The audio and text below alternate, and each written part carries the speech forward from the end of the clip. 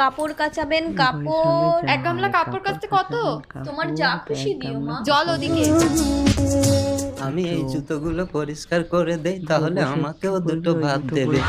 এই নে, এগুলো ধুয়ে দিবি। ছেলেকে লেখাপড়া শেখানোর জন্য ঘরবাড়ি বিক্রি করে শহরে পাঠিয়েছিলাম, নাকি বড় অফিসে চাকরি পেয়েছে, বড় লোকের মেয়েকে বিয়ে করেছে।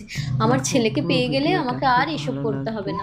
এই নে, এই কটা কাপড় কেচেছিস, কি আর টাকা দেবো? শুধু ভাত কটা খেয়ে নে। ভাত কটা একটা প্লাস্টিকে করে দাও না মা, আমি আর আমার বুড়ো খাবো। ঠিক আছে, দিচ্ছি। শুধু ভাত কটা খেয়ে নে। ও বুড়ো চলো, ভাত এনেছি, দুজনে খাবো।